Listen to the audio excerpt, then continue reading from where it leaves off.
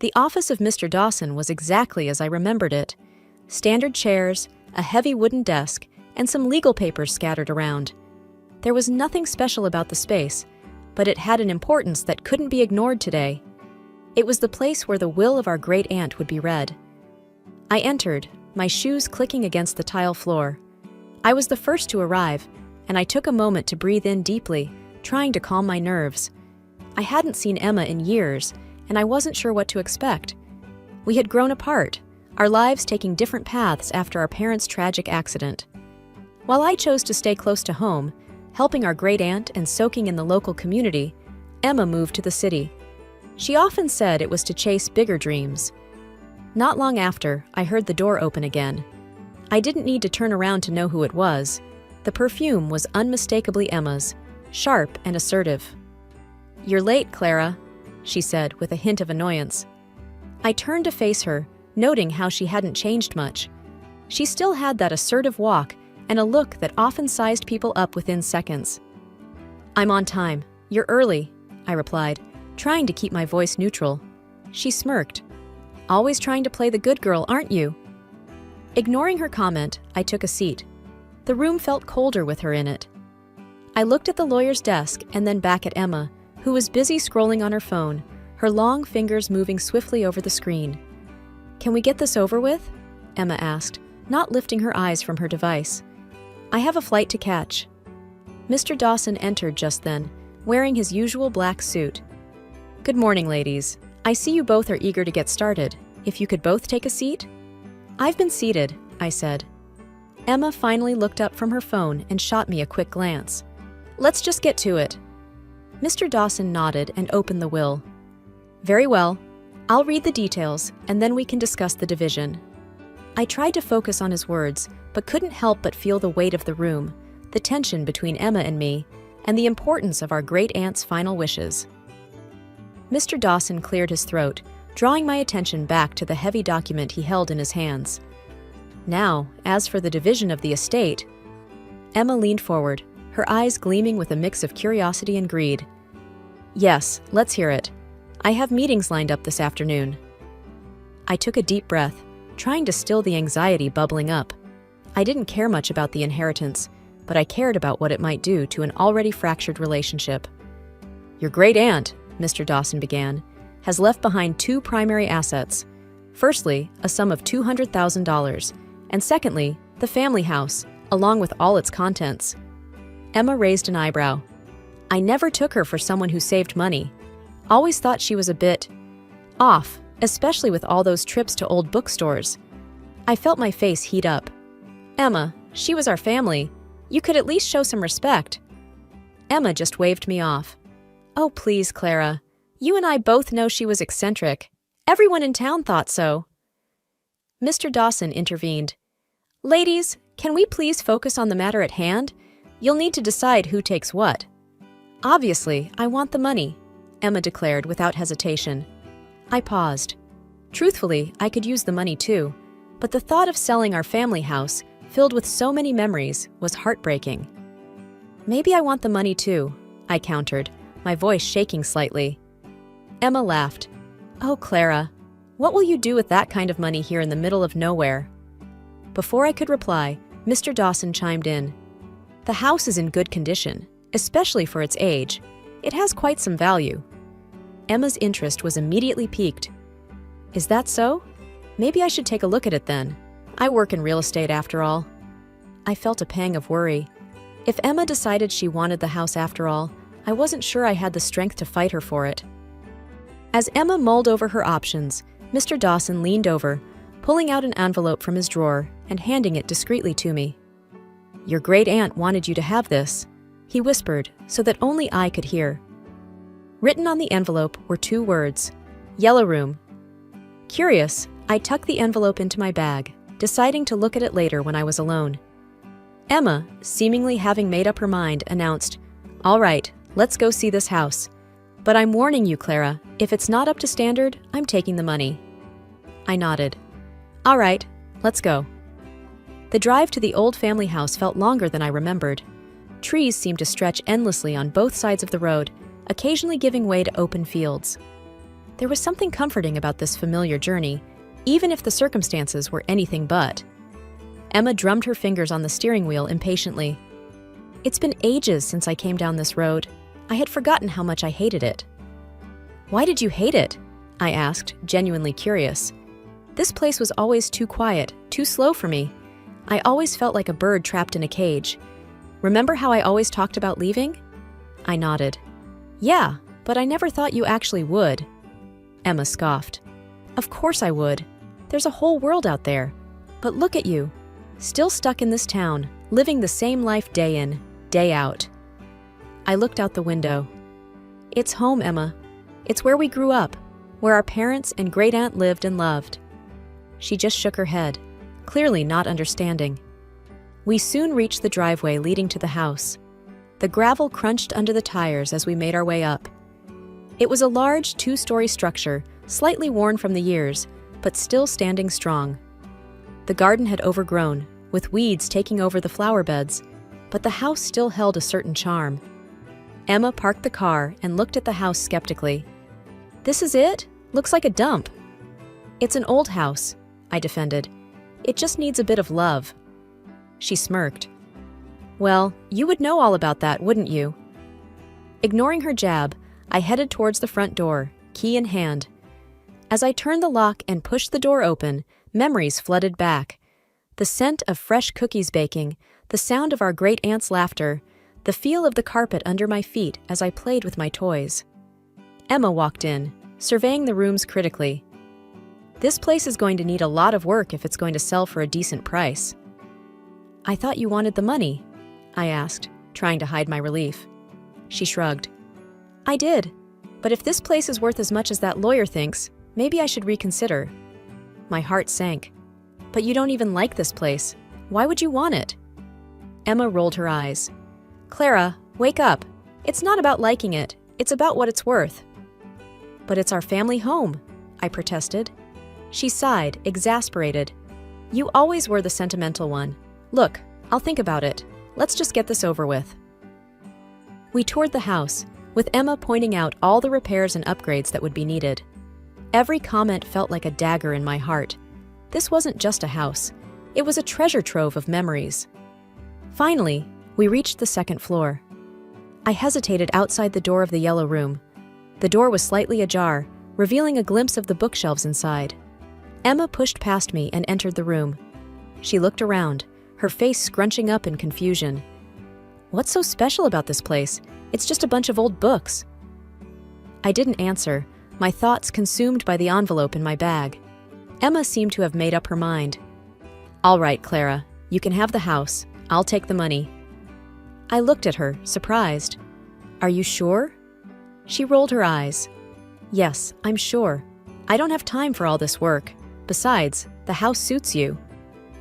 The next day, I decided to fully explore the house. Without Emma's impatient sighs and sarcastic remarks, it felt like I was truly home. Every corner held a memory. Every room whispered tales of our past. I opened the old wooden cabinets, smiling as I found our great-aunt's china set, still intact. I remembered the stern look she'd give us whenever we used them, warning us to be careful. These have been in the family for generations, she'd say. Sitting at the old dining table, I remembered our meals together. Do you remember the time Emma tried to cook? I whispered to the empty room, chuckling. She had been so determined to make a surprise dinner and had ended up burning everything. But we had laughed and eaten burnt spaghetti, declaring it the best meal ever. Going upstairs, I visited each bedroom. Our parents' room still had their scent, a mix of Dad's cologne and Mom's perfume. Finally, I reached the yellow room. The room our great-aunt had turned into a personal library. The sunlight streamed in, giving the room a soft glow. I ran my fingers over the spines of the books, each one telling not just its own story, but a bit of ours as well. Picking up a random book, I opened it and found a note scribbled in our great-aunt's handwriting. For Clara, when you're old enough to appreciate the beauty of words. I smiled, tears forming in my eyes. She had always said I had a love for stories. I remembered the nights she'd read to us. We'd sit, wrapped in blankets, hanging on to her every word. Sometimes, if we were lucky, she'd tell us tales of her own youth, stories not found in any book. Curiosity piqued, I searched the room for more notes. And there it was, another note inside a thick leather-bound book. To Emma, remember to find joy in the little things. I was startled by a knock on the front door. Wiping away my tears, I headed downstairs. Opening the door, I found Mrs. Green, our old neighbor. "Oh, Clara!" she exclaimed. "I saw you come by yesterday. Thought I'd come and say hello." "Mrs. Green, it's been ages," I said, pulling her into a warm hug. She smiled. "How's Emma?" She's Emma," I replied, not knowing how else to describe the complex relationship we had. Mrs. Green chuckled. "You two always were like chalk and cheese, but deep down, I know she cares for you." I nodded, hoping that was true. After some tea and more reminiscing, Mrs. Green left, leaving me with a feeling of warmth and gratitude. Weeks turned into months. I grew more and more accustomed to the house and the comfort it provided. The yellow room became my refuge. Every evening after work, I'd sit in there, poring over the books. It wasn't just a hobby, it felt like a purpose. My great-aunt's collection was vast, and I believed there had to be more to it than just reading pleasure. One evening, while leafing through an old history book, I stumbled upon a folded paper tucked between its pages. Unfolding it, I found a list of book titles, some of which sounded familiar. Scribbled next to each title were numbers, possibly prices or maybe codes. My heart raced. Could this be a clue? The next day, with the list in hand, I visited a local bookstore to seek some guidance. Mr. Roberts, the owner, was a friend of my great-aunt's. "Mr. Roberts," I began, showing him the list, "do you recognize any of these titles?"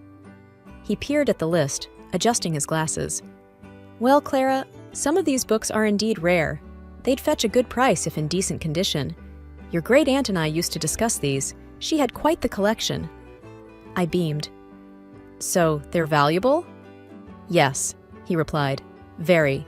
Especially if they are first editions or have some sort of historical significance. But remember, their worth isn't just monetary. They hold knowledge, stories, and history." Over the next few weeks, with Mr. Roberts' help, I began cataloging the books, verifying their editions, and checking their potential value. The results were astounding. Many of the books were first editions, and some even had handwritten notes by authors. One day, as I was cataloging a book on ancient civilizations, a small envelope fell out. It was addressed to me. My hands trembled as I opened it. Inside was a letter from my great-aunt. "Dear Clara," it began, "if you're reading this, it means you've delved deep into my collection. I always knew your curiosity would lead you here. These books are my legacy to you, not just in monetary value, but in knowledge. I hope they serve you well." Tears filled my eyes. My great-aunt had planned this all along. It wasn't about the money. It was about the journey, the search for knowledge, the legacy. Feeling a sense of responsibility, I decided to restore and preserve the books. The idea of opening a bookstore began to form in my mind, a place where others could cherish these works as much as my great-aunt did. One evening, as I was engrossed in my plans, my phone buzzed. It was a text from Emma. "Hey, heard you found something valuable in that old house. Don't think this changes anything." I sighed. Emma still saw everything in terms of money. I typed back, "It's not about the money, Em. It's about preserving a legacy." The transformation of the ground floor of my great-aunt's house into legacy books was nothing short of magical. It was more than just a business. It was a reflection of my past and my dreams for the future. As word spread, more and more people began to visit. Schools arranged trips, and local book clubs made it their meeting point. One day, a popular Instagram blogger dropped by and gave us a shout-out. The popularity of legacy books skyrocketed. Late one evening, as I was winding down, my phone buzzed. It was a call from Emma. We hadn't spoken since our unpleasant encounter after the will reading. I hesitated but answered, "Hello?" "Clara," Emma's voice dripped with sarcasm. "I've been seeing your little project all over social media. Quite the success story, aren't you?" Taken aback, I replied, Yes, Emma. The bookstore is doing well. What do you want? I want what's rightfully mine, she snapped. You owe me, Clara. Owe you? I took what was left to me in the will, and I made the most of it. That's it. She scoffed. Of course, playing the innocent card. Well, here's the deal. You're going to give me some of that money you're making. Why would I do that? Because, her voice turned cold, if you don't, things are going to get very uncomfortable for you. You've got a reputation now, and it'd be a shame if something were to tarnish that. I felt a rush of anger. Are you threatening me? She laughed, but it was devoid of any warmth. Consider it a friendly advice. Think about it. The line went dead. I sat there for a long time, processing the conversation. The audacity of Emma's demand was shocking. Threatening me over something I had worked so hard for felt like the ultimate betrayal. The next day, I met with Mr. Roberts and told him about the call. He listened quietly and then said, I suggest you be careful, Clara. But remember, you've earned every bit of your success. Don't let anyone take that away from you. I nodded, determination filling me. I won't. No matter what Emma says or does, I won't let her destroy what I've built. Mr. Roberts patted my hand. That's the spirit. And if you ever need any help, you know where to find me. Thank you, I replied, feeling grateful for the unwavering support. The clock struck midnight, and I was still at Legacy Books, reorganizing a new shipment that had come in earlier. I decided to take a short break, heading to the back to make myself some tea. Suddenly, the fire alarm blared. Panic surged through me. I ran towards the main floor, and thick black smoke filled the air, making it hard to see or breathe. I coughed, covering my mouth with my arm. I stumbled my way to the front door, forcing it open, and fresh air met my lungs. I looked back, and flames were consuming my beloved bookstore. I called 911, my hands shaking. Minutes felt like hours as I watched the firefighters battle the blaze. A small crowd had gathered, offering me comfort and water. As the fire was brought under control, a sinking feeling took hold. Was this Emma's doing? The next morning, a fire investigator named Mr. Dawson approached me. Miss Clara, he began, we suspect this fire was no accident. It seems to have been started intentionally. My heart raced. Do you have any idea who might be behind this? He looked at me with sympathetic eyes. We found traces of accelerant. We'll be looking into it. Do you have anyone in mind who would do this? I hesitated, but then decided to tell him about Emma and her threats. He nodded, taking notes. We'll look into it. In the meantime, be cautious. Days later, Mr. Dawson contacted me with news. We went through some security footage from a nearby building, he said. We saw someone leave the scene moments before the fire started. We have a suspect in custody. Is it Emma? I asked. He paused. It was a man. We believe he was hired. We're trying to find out who paid him. I felt anger rise in me. I have a pretty good idea. The next evening, I got a call from Emma. Heard about your little accident, she sneered. Such a tragedy. I know it was you, I shot back. She laughed. Prove it. I will, I said with determination. You'll regret ever crossing me. Emma huffed. You think you're so tough, but remember, I can always find another way to hurt you. Is that another threat? I asked. Just a fact, she replied before hanging up. One day, Mr. Dawson called. We got a lead, he said. The man we have in custody started talking. He named Emma as the person who hired him. I smiled, feeling a weight lift off my shoulders. What happens next? We have enough to arrest her, he confirmed. The next time I saw Emma, she was in handcuffs, her defiant look replaced with one of fear. The courtroom was abuzz with low conversations and the shuffle of papers as I made my way inside. Finding a quiet corner, I took my seat, trying to compose the emotions swirling inside me. As Emma was brought in, she seemed a mere shadow of her former self. The arrogance, once so evident in her posture and demeanor, was replaced with a downtrodden, subdued look. Her eyes darted around nervously, avoiding mine when they briefly met. When the evidence was presented, it was clear. Emma had willingly and deliberately committed her crimes, driven by an overwhelming greed. Her actions were indefensible. The judge's final declaration resonated in the room. Emma Turner, you are hereby sentenced to 10 years in prison and are required to pay a fine of $500,000. I felt a strange mix of relief and sorrow. Was this the sister I grew up with? The one who shared secrets, dreams, and childhood memories with me? It was evident now that her desire for money had overshadowed any love or kinship. After the trial, as people began to leave the courtroom, Emma turned to look at me one last time. She was led away, and I remained seated, processing the weight of the events. In the days that followed, I threw myself into my work. Legacy books became my sanctuary. Friends, both old and new, became my pillars of strength. Lucy, in particular, was always there, offering words of encouragement or just sharing a cup of coffee during quiet moments. As weeks turned into months, the store flourished. One evening, while organizing some books, Lucy asked, "What's next for you?" "I want to grow," I replied, looking around the store. "Not just here, but personally. I want to explore, learn, and experience more of what life has to offer." She smiled. "I'm sure you'll do great things, and I'll be here, cheering you on." The past held painful memories, but the future beckoned with promise.